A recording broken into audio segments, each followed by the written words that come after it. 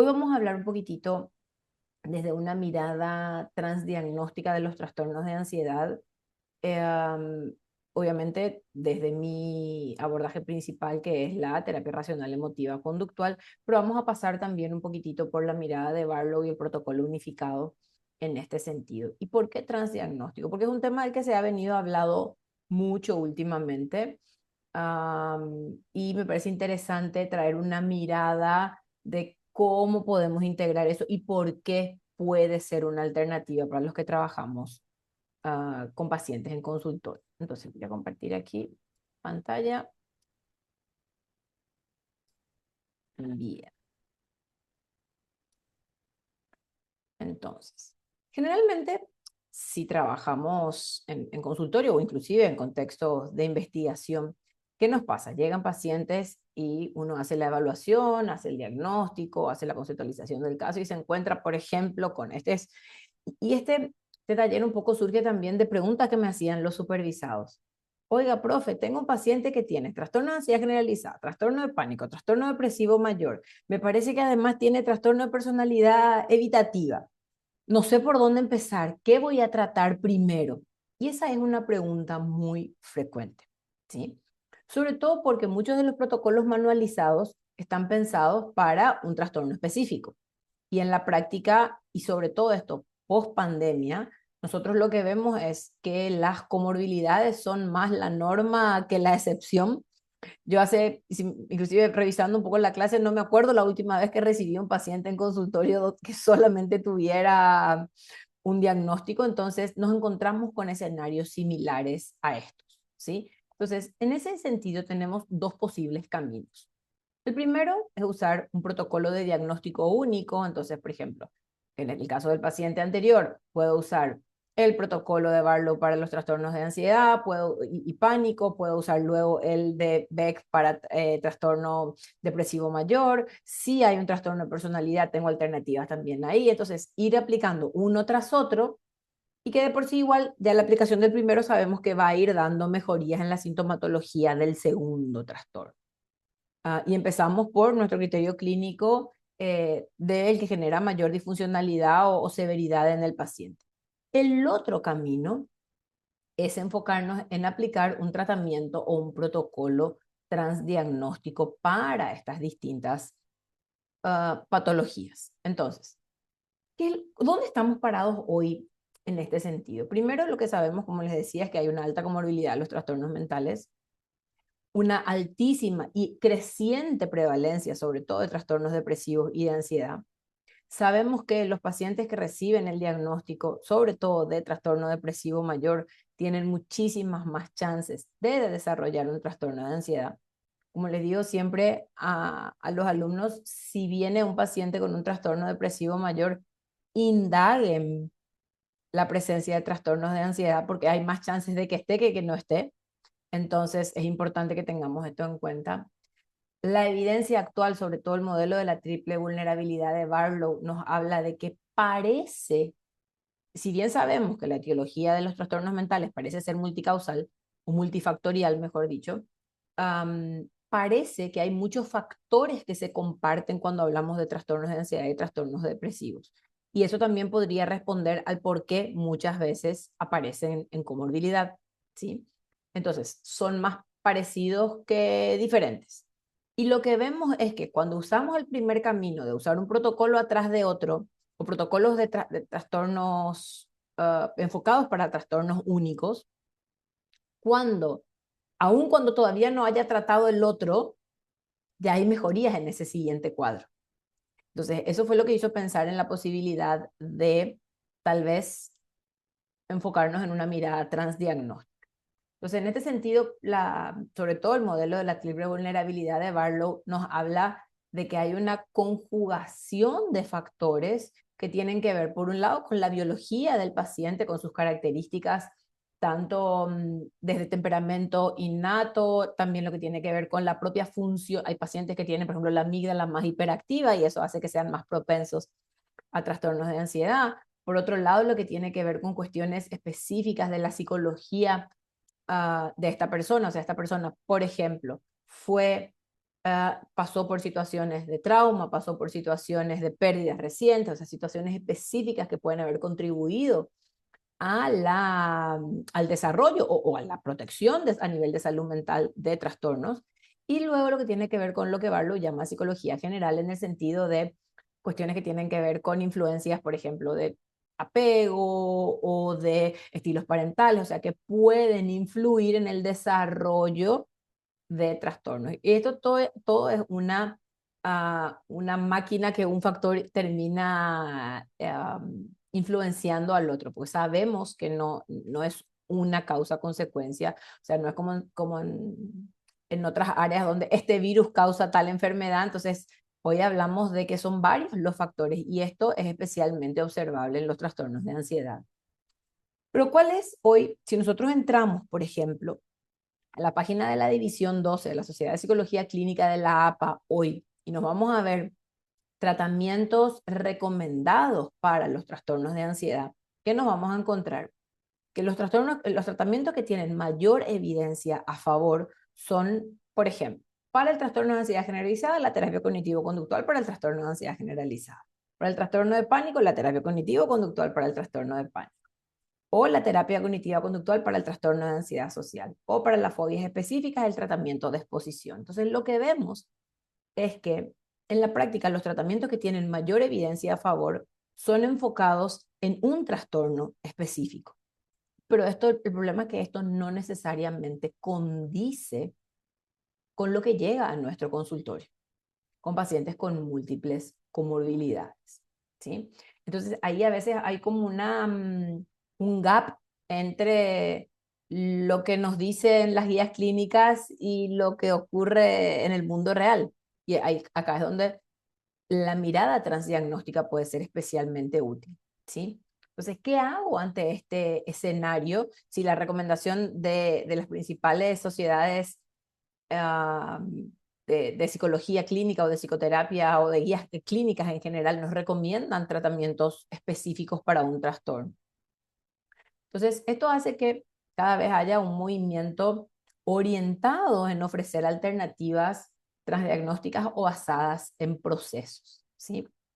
Cuando hablamos de un abordaje transdiagnóstico, nos estamos enfocando no en el nombre del trastorno, sino en identificar, ok, tengo este primer paciente que tenía trastorno depresivo mayor, trastorno de pánico, trastorno de ansiedad generalizada, ¿qué procesos, o sea, qué factores de vulnerabilidad están manteniendo el problema en este paciente, o los problemas en este paciente, independiente de cuál sea el nombre de ese trastorno? Entonces, en lugar de tratar el trastorno, lo que hacemos es enfocarnos en estos procesos y nos permite abordar al mismo tiempo distintos diagnósticos, pudiendo ser más eficiente en cuestiones de tiempo y hasta de costos financieros, ¿sí?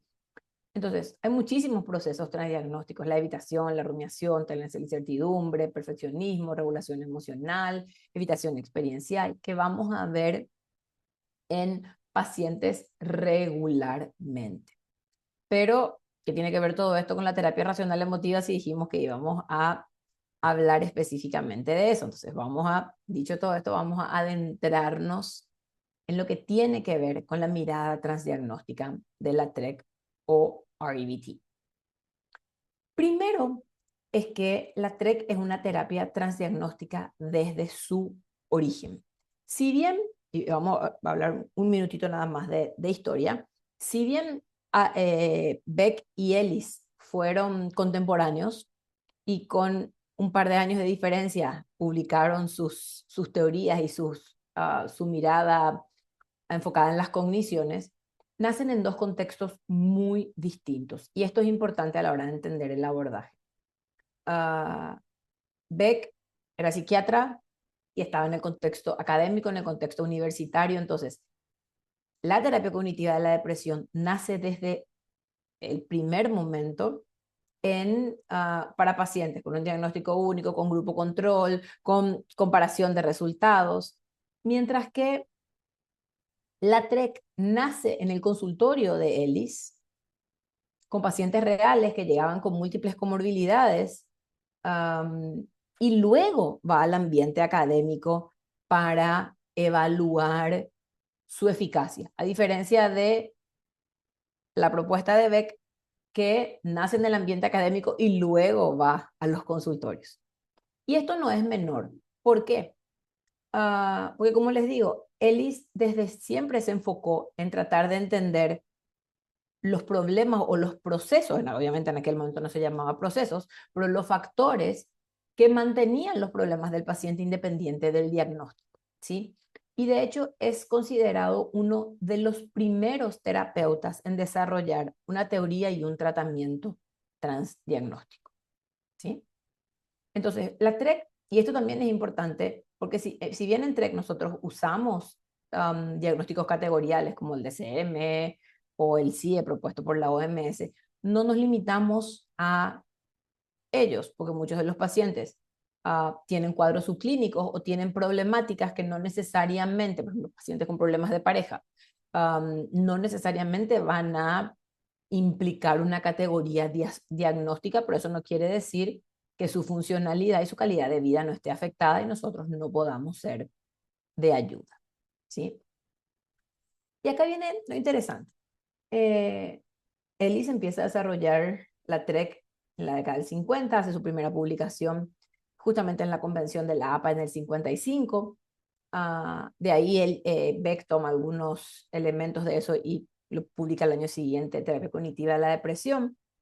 Y luego, en la década del 70, y los 80, donde hubo más auge, empiezan a surgir muchas publicaciones sobre la eficacia de la TREC, enfocada de una manera transdiagnóstica, no con procesos psicopatológicos específicos. Y en ese momento fue el auge también donde empezaba, sobre todo finales de los 80, inicio de los 90, el auge de los protocolos manualizados de tratamiento único. Y la TREC fue muy criticada por eso. ¿Cómo que no se enfocan en diagnósticos? ¿Cómo que no se enfocan en cómo vamos a tratar todo al mismo tiempo? Hay que ponerle nombre al diagnóstico, hay que tratar el problema y hay que tratar ese problema y no todos los procesos al mismo tiempo. Resulta que hoy, 40 años después de esto, o 50 casi, estamos diciendo, ok, tenemos que volver a aquello. ¿Sí? ¿Por qué? Porque los pacientes presentan múltiples problemas al mismo tiempo. Entonces, yo no tengo hoy obviamente el espacio de poder hablarles de todo. Yo no sé qué tanto manejan o saben de principios básicos de TREC. No tengo lastimosamente el espacio de poder hablar de todo eso, pero sí voy a hablar de algunos puntos centrales que nos hacen pensar en que se trata de un modelo transdiagnóstico. Entonces, de por sí, el modelo ABC o el encuadre ABC que usamos en TREC para entender lo que le pasa al paciente puede funcionar como un modelo de conceptualización transdiagnóstica, porque nosotros, a diferencia de otros abordajes que utilizan distintos modelos de conceptualización para distintos problemas, virtualmente en TREC nosotros podemos explicar casi todos los problemas del paciente utilizando el mismo modelo o el mismo encuadre ABC, que no quiere decir que sea simplista y que no tenga en cuenta las particularidades de los distintos. O sea, no hay dos ABC iguales y no hay dos ABC tampoco iguales dentro de la misma patología. Entonces, es interesante tener en cuenta eso, o sea, que no porque podamos explicarlo de la misma manera o utilizando el mismo modelo, no tengamos en cuenta que hay diferencias entre trastornos y sobre todo entre personas, ¿sí? Pero el ABC puede ser entendido como un modelo de conceptualización transdiagnóstica. Además, en TREC nosotros nos enfocamos en sustituir, flexibilizar creencias irracionales independientes del diagnóstico, porque nos enfocamos en que el paciente desarrolle emociones saludables, comportamientos funcionales, y esto lo lleva a tener más flexibilidad cognitiva, que de por sí actúan como factores protectores a nivel transdiagnóstico. Y hay varias investigaciones que apoyan esto, ¿sí? Entonces, cuando hablamos de la TREC desde una mirada transdiagnóstica, lo que entendemos es que nos ofrece una teoría que permite explicar diversos problemas aplicados a diversos contextos, ¿sí? Y nos permite inclusive integrar distintas teorías dentro de esta explicación. De hecho, Daniel David, para mí un poco, acá esta es mi opinión personal, un poco así como too much, dice que podría funcionar como una super teoría en la cual se engloben todas las demás, pero hasta ese punto se ha considerado, ¿sí? Y también como la TREC considera factores de vulnerabilidad biológica, también se encaja dentro de nuevos paradigmas o nuevas miradas diagnósticas como el RDoC propuesto por el National Institute of Mental Health, ¿sí? Entonces, otro aspecto que hace que la TREC tenga una mirada transdiagnóstica es que no tiene un protocolo manualizado, sino que hay una caja de herramientas que nosotros vamos a utilizar según cuáles sean esos procesos o esas áreas que identifiquemos como que requieren intervención. Y esto nos permite una planificación terapéutica flexible utilizando recursos de distintas modalidades, cognitivos, emotivos, conductuales, porque el objetivo de la TREC no es que el paciente deje, o sea, si un paciente viene con trastorno de pánico, no es solamente que deje de tener trastorno de pánico, ¿sí? Sino que además desarrolle lo que llamamos una nueva filosofía de vida. O sea, claro que yo quiero que deje de sufrir, pero además quiero ir como un paso más adelante, ayudándolo a tener, porque el paciente viene hoy porque tiene crisis de pánico, porque está pasando por una situación adversa que lo hizo acercarse a buscar un cambio, pero lastimosamente no vamos a ser blindados y va a haber en el futuro nuevas adversidades en nuestra vida. Entonces, el objetivo de la TREC es que nosotros desarrollemos o adquiramos recursos terapéuticos, recursos para la vida que nos permitan lidiar con adversidades presentes y futuras. Entonces, tiene que ver con una nueva filosofía de vida en cuanto a tolerancia a la frustración, a dejar de ser rígido, a tener una mirada más flexible, más autocompasiva. Entonces, todos estos factores tienen que ver con lo que buscamos con el paciente más allá de la mejoría de los síntomas, ¿sí? Entonces, vamos a ver un ejemplo específicamente en lo que tiene que ver con la ansiedad. La catastrofización o la tendencia a catastrofizar es uno de los posibles factores transdiagnósticos que vamos a tratar en TREC. Y el paciente que catastrofiza, ¿sí? Tiene una tendencia a ver las cosas o las distintas situaciones de su vida como horribles, como terribles, como lo peor que podría suceder. Y fíjense, un paciente con trastorno de ansiedad generalizada percibe todo como terrible. O sea, que a sus hijos le vaya mal en el colegio es terrible, que su hija se enferme es terrible, que suba de peso es terrible, que lo llame el jefe es terrible, todo. En el trastorno de pánico, los síntomas fisiológicos son percibidos como terribles.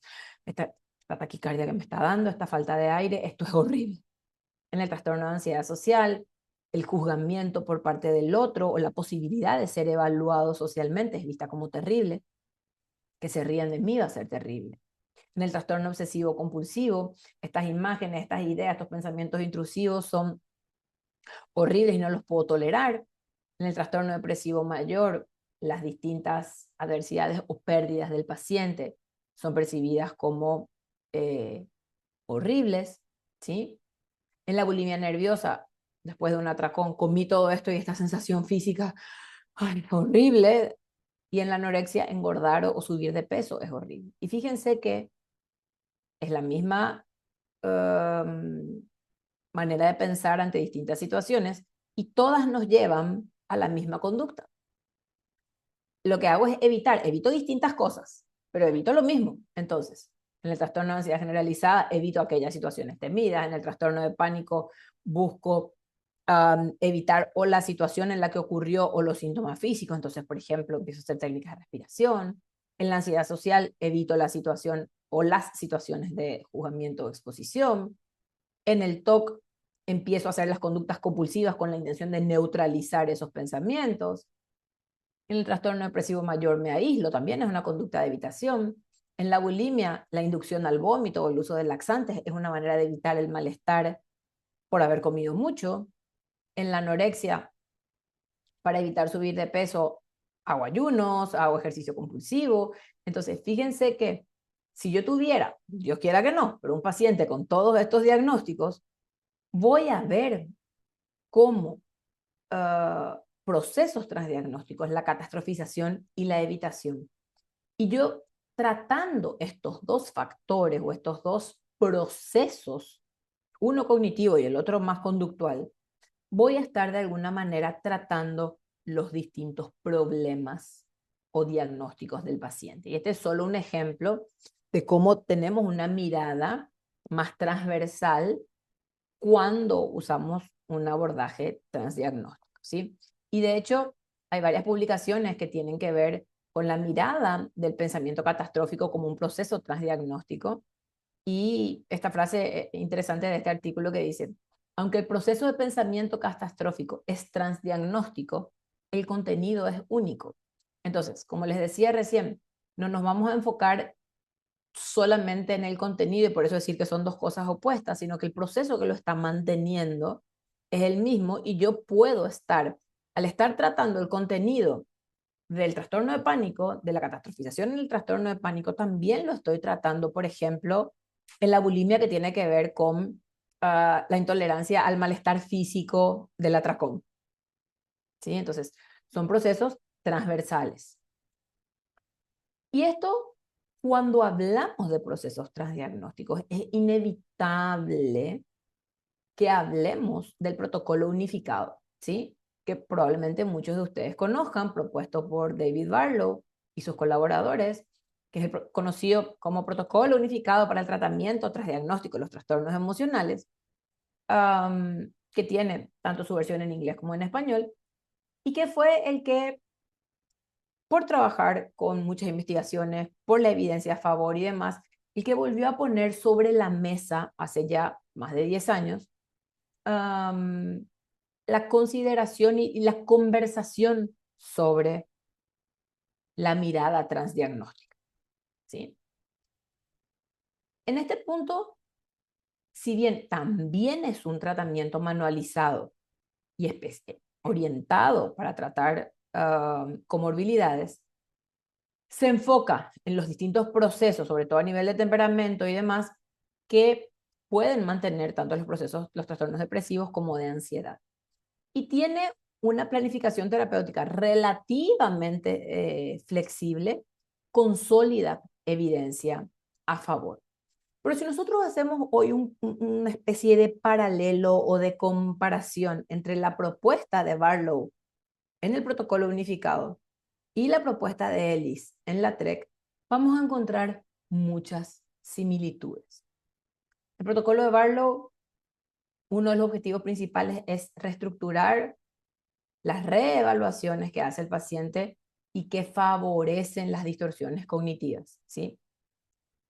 Sobre las distintas experiencias de vida. En TREC nos enfocamos en flexibilizar, no las llamamos creencias distorsionadas, las llamamos creencias irracionales, pero la mirada absolutista, dogmática y distorsionada que el paciente tiene sobre las distintas adversidades que ocurren en su vida.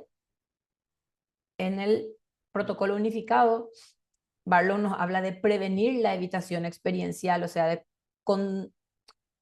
exponer al paciente y de conectar al paciente con sus emociones, aun cuando esas emociones sean negativas o agresivas, y aprender a regularlas. En TREC hablamos de que si el paciente está pasando por adversidades, mi objetivo central no es que el paciente esté súper feliz todo el tiempo, sino que aprenda que existen emociones que en TREC llamamos negativas pero saludables. O sea que si, por ejemplo,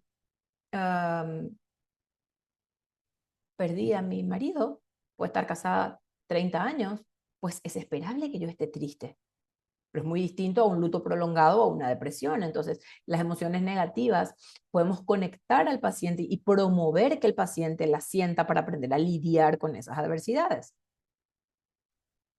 En el protocolo unificado hablamos de facilitar tendencias de acción no asociadas a la emoción perturbada, o sea, exponerme y no dejar que sea la emoción la que determine cómo me voy a comportar, por ejemplo, evitando, sino que, ok, ¿qué puedo hacer aun cuando tenga ansiedad para lidiar con esta situación? ¿Sí?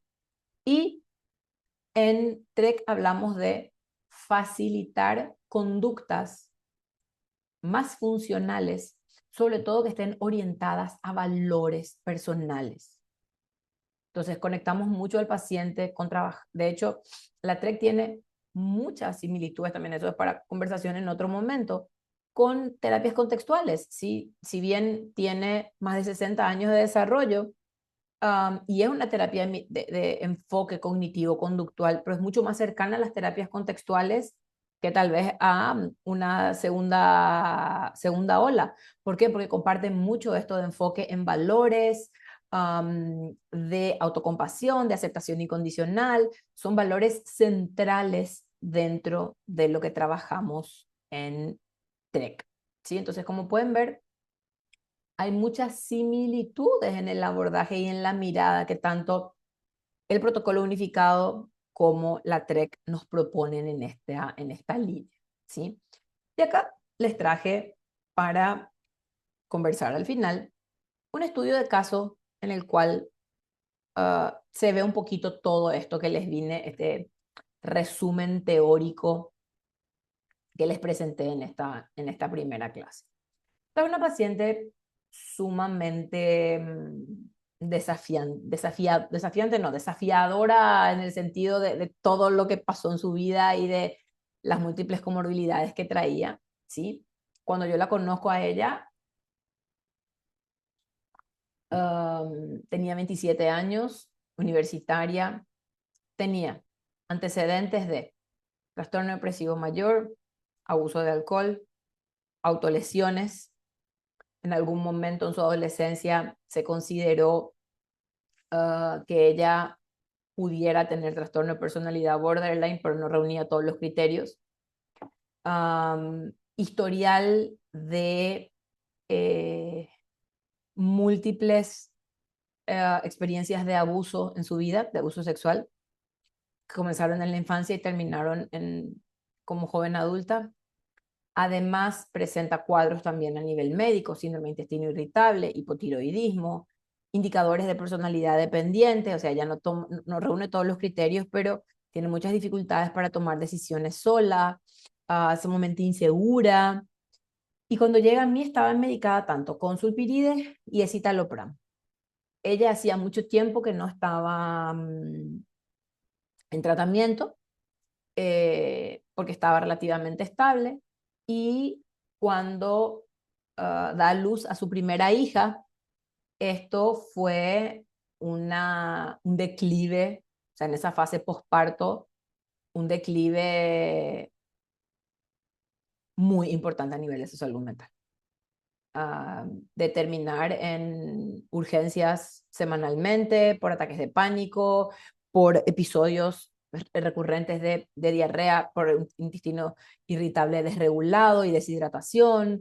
No dormía, había peligro en relación al cuidado de, de su hija, ¿sí? Crisis de pánico recurrentes. Hicimos una evaluación psicométrica de admisión con el inventario multiaxial de Milom, el OQ45, para también establecer una línea de base con la cual fuimos también monitoreando su respuesta al tratamiento. Y el checklist, es el symptom checklist de 90 síntomas adaptado en su versión latina, el SSL-90. El diagnóstico al momento de la admisión fue trastorno de estrés postraumático, porque ella empezó con flashbacks, con un montón de cosas que no tenía antes y que tenían que ver con: ahora yo tengo una hija y a mi hija le puede pasar todo lo que a mí me pasó. Entonces ella tenía pesadillas recurrentes de abuso con su hija, falta de sueño, o sea, no dejaba que nadie se acerque. Cuando alguien se acercaba tenía intensísimas crisis de pánico. y trastorno de ansiedad generalizada. Entonces, ante este escenario, yo le propuse un abordaje transdiagnóstico, de abordaje, o sea, con una mirada cognitivo-conductual usando recursos de TREC y algunos también de TCC clásica, ¿sí? ¿Qué identifiqué en ese proceso junto con ella como procesos uh, alterados y que requerían abordaje? Primero, pocas pacientes he tenido en 20 años, un poquito más de atención, que rumiaran tanto como ella. O sea, era una tendencia a rumiar constantemente y eso mantenía su malestar de manera muy intensa. Intolerancia a la incertidumbre, evitación de cualquiera de las situaciones que pudiera implicar algún tipo de peligro para ella, perfeccionismo, sobre todo enfocado sobre su rol de madre y sobre yo tengo que evitar todo mal y garantizar su seguridad, cosa que todas las mamás queremos, pero sabemos que es imposible mantener a los hijos en una burbuja y aunque fuera posible tampoco sería saludable para ellos. Una desregulación emocional muy, muy intensa, hipervigilancia, todo el tiempo buscando indicadores de que algo estaba mal, y evitación experiencial, sobre todo por una hipersensibilidad ante la ansiedad. Como ella decía, no, no voy a dejar que nadie se acerque a mi hija porque eso yo sé que me voy a terminar poniendo mal y voy a terminar teniendo un ataque de pánico y voy a terminar yendo a urgencias. Entonces simplemente prefiero aislarme. Y claramente esto no era funcional, ¿sí? ¿Qué hicimos? Obviamente mucha psicoeducación, trabajamos con Mindful Emotion Awareness, o sea, con que aprendiera a identificar, a reconocer sus emociones y a nombrar y a qué hacer con esas emociones, enfocándonos luego en dejar, en abordar la habitación experiencial. Trabajamos con registro de creencias emocionales, irracionales, perdón, mucho debate socrático, se ha enfocado en que la paciente pudiera identificar la irracionalidad de sus pensamientos, en que pudiera flexibilizar y que pudiera darse cuenta que sobre todo las conductas que ella tenía no estaban alineadas con sus valores, análisis de costo-beneficio en cuanto a mantener muchas de las conductas disfuncionales que ella tenía, hicimos varios experimentos conductuales, varios ejercicios de exposición al malestar con énfasis en exposición interoceptiva, mucha exposición imaginaria a los peores escenarios posibles. En TREC, la TREC, como tiene una gran influencia del estoicismo, preparamos mucho al paciente, como decían los estoicos, para la guerra, para los peores escenarios posibles, aunque puedan no ocurrir nunca, pero ¿qué pasaría si? ¿Qué implicancias tendría en mi vida? Hicimos exposición en vivo. Ella, si bien en el pasado había hecho algunas intervenciones enfocadas en sus experiencias de trauma, no había tratado el trastorno de estrés postraumático como un target específico de tratamiento, entonces había muchas cuestiones ahí vinculadas a las propias experiencias traumáticas. Entonces trabajamos también gradualmente con exposición en vivo, dado el nivel de activación fisiológica que tenía ella. Si bien en TREC damos prioridad a las intervenciones de exposición por inundación o por flooding, en este caso tuvimos que empezar por exposición imaginaria y luego ir a una exposición gradual, más por desensibilización sistemática, pero repetitiva y de distintas maneras, eh, porque el nivel de activación fisiológica que tenía allí de desregulación era significativamente intenso. Y obviamente trabajamos también en prevención de recaídas, porque es una persona, si volvemos un poco a la teoría de la triple vulnerabilidad, que tanto por su historial personal, por sus características personales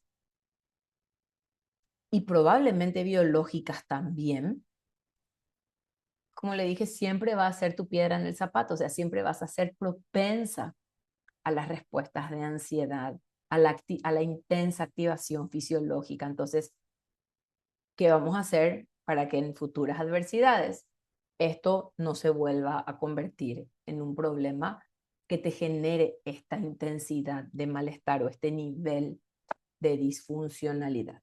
¿Sí? Con ella fue un tratamiento tal vez un poco más largo que con otros pacientes, entonces es importante también destacar eso, pero como les digo, por la propia complejidad del caso.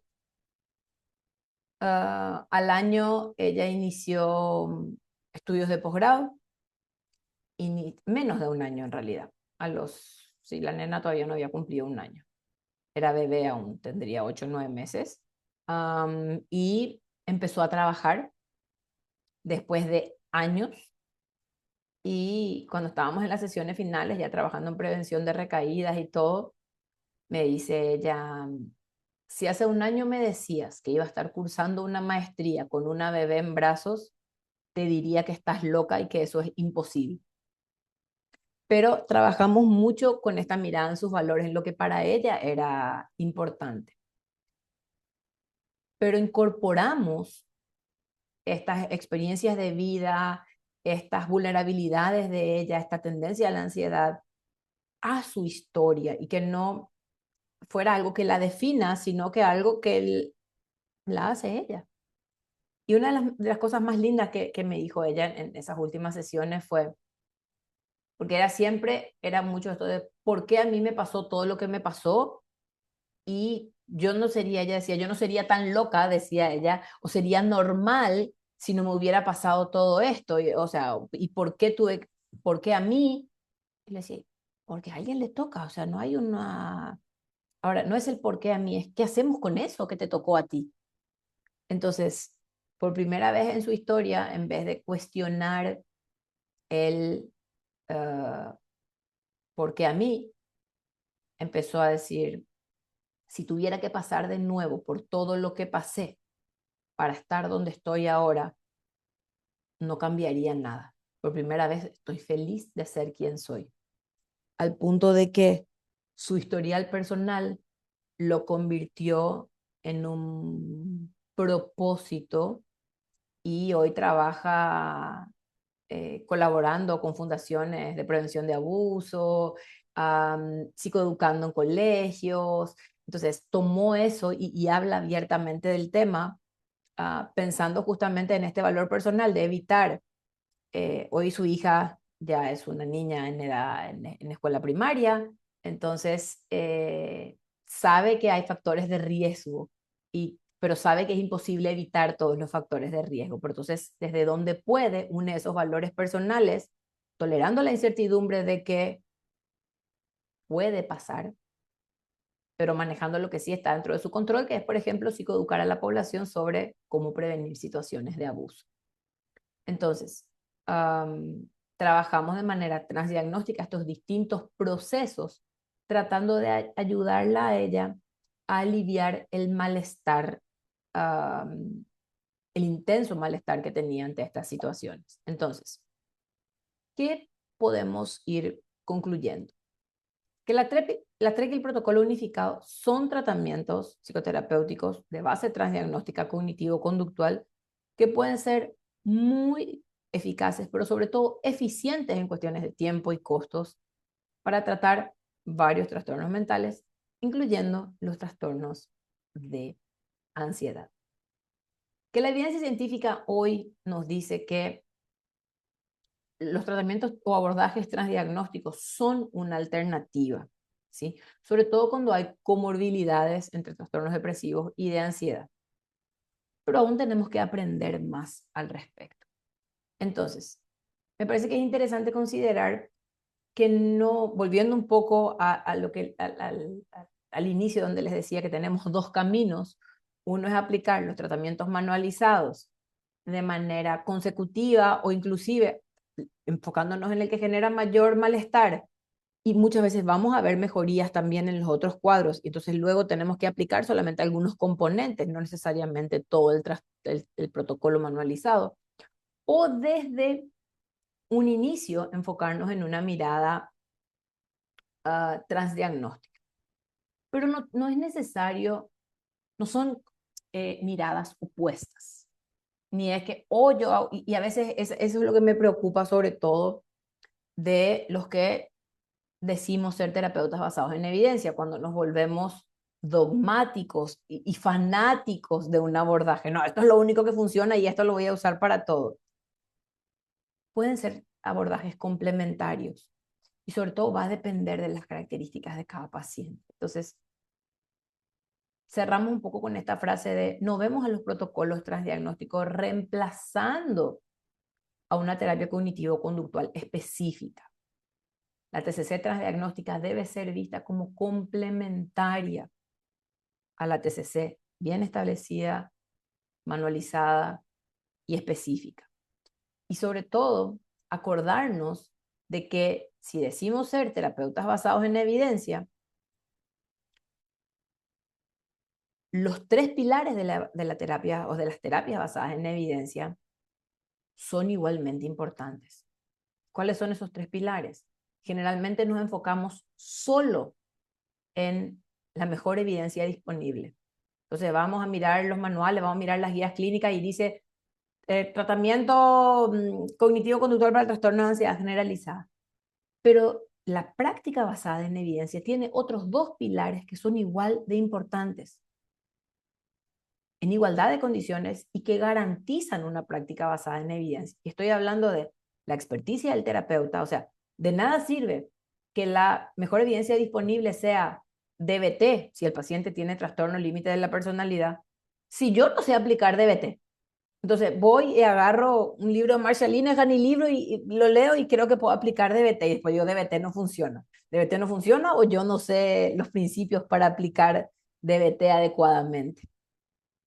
Y el tercer pilar, y no menos importante, son las preferencias del paciente cuando bien informado. Entonces yo tengo que decirle al paciente, mira, tenemos, el diagnóstico es este, trastorno de ansiedad generalizada, trastorno de pánico, trastorno depresivo mayor. Son los dos caminos que tenemos. Los dos caminos uno es trabajar con protocolos manualizados individuales o específicos y trabajar de manera transdiagnóstica. Pro y contra de estos abordajes. Porque la evidencia nos habla de eficacia similar. Y ahí decidir junto con el paciente qué es lo que le parece que puede funcionar mejor para él. No, mira, yo no puedo venir por 6 meses a terapia porque vivo lejos o porque no tengo los recursos financieros. Tal vez en este caso, aplicar un tratamiento transdiagnóstico pueda ser de mayor beneficio para este paciente en particular.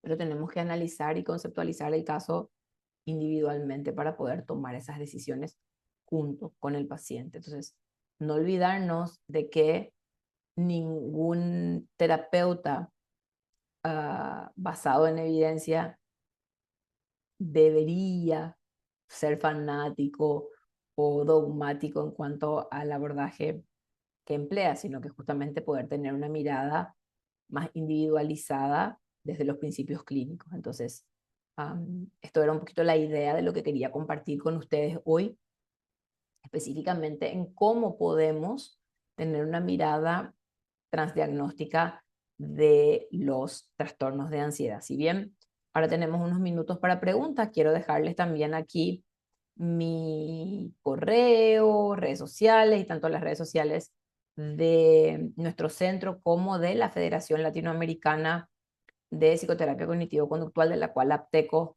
es miembro y hoy me toca presidir para que podamos seguir creciendo con la difusión del abordaje cognitivo-conductual en Latinoamérica.